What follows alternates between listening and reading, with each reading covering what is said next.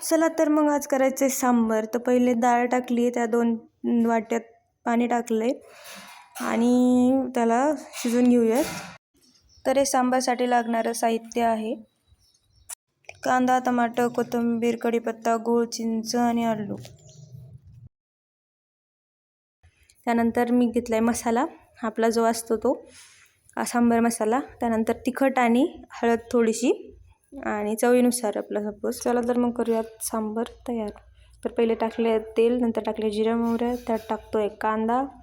तो घ्यायचा आहे मस्त परतून असं लालसर होईपर्यंत.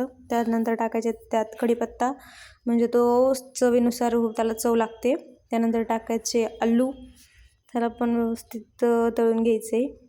तळून घेतल्यानंतर त्यात टाकायचं एक टमाटो, ते पण छान प्रकारे असं एकदम असं नरम होईपर्यंत त्याला तळायचे. चला तर मग घेऊयात तळून. बघू शकता अशा प्रकारे ते सगळं मिक्सचर झाले तयार. त्यानंतर टाकायची त्याच्यात चिंच.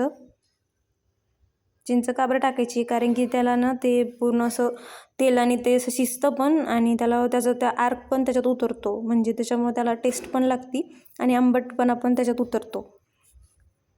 त्यानंतर टाकायचे त्याच्यात गूळ. चला मग गूळ टाकलाय आणि कोथिंबीरही टाकली आहे. तर गूळ तो आता खिसून घेतला होता, तरी पण तो घट्ट झाला होता. त्यानंतर त्याला आपण घेऊयात थोडं फोडून हे करून, मग तो मिक्स होईल शक्यतो.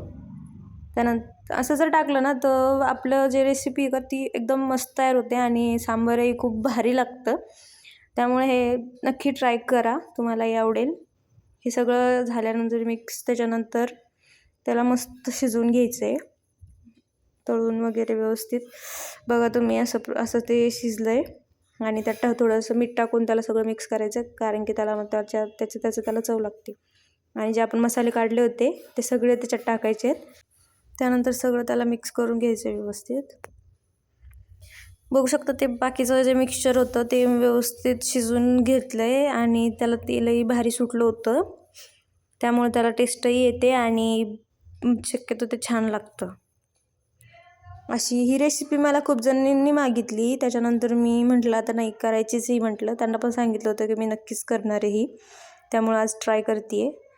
त्याच्यात थोडंसं पाणी टाकून मग त्याला थोडंसं असं उकळी येऊपर्यंत असं सोडून द्यायचे, कारण की त्याला शक्यतो त्याची म्हणजे तेल असतं का ते सुटतं, म्हणजे त्याला तरी वगैरे पण येते आपल्या सांबारला. आणि तरी सगळ्यांना तरी अशा प्रकारे शिजलं वरण. तर चला याला हटवून घेऊयात, म्हणजे ते एक जीव होईल सगळं. त्यानंतर आपण जे मिक्सचर तयार केलं होतं ते टाकून द्यायचे आणि आपल्याला लागेल तेवढंच प्रमाणात पाणी त्याला टाकूयात आपण. त्यानंतर त्याला थोडा वेळ उकळल्याच्या नंतर बघू शकता तुम्ही अशा प्रकारे आपलं सांबार तयार झालेलं आहे. नक्की ट्राय करा. त्यानंतर आपल्याला बनवायच्या आहेत इडल्या. तर आम्ही जे इडल्याचं पीठ आणलं होतं ते आणलं होतं विकत. तर सगळीकडे विकत भेटतं नाही भेटतं माहिती नाही, पण संभाजीनगरला हे नक्की भेटतं. तर बॅटर मिक्स झाल्यानंतर आता इडली तयार करण्यासाठी इडली पात्रामध्ये टाकायची आहे. बघू शकता अशा प्रकारे ती इडली पात्रामध्ये टाकायचे. चला तर मग याला घेऊयात वाफाळून मस्त. कर बंद. हे लावलं आहे आता. तर मग याला आता 10-15 मिनटं शिजून द्यायचे. तरी इडली किती छान मस्त हे वाफळून घेतलेली किती भारी झाली. बघू शकता तुम्ही किती स्पंज पण झाली आहे. चला तर मग हे तर टाकूया आता आपण सर्व करायला. हे बघू शकता तुम्ही किती छान दिसतंय. तर लाईक, कमेंट, सबस्क्राईब, शेअर नक्की करा प्लीज आणि नक्की ट्राय करून बघा.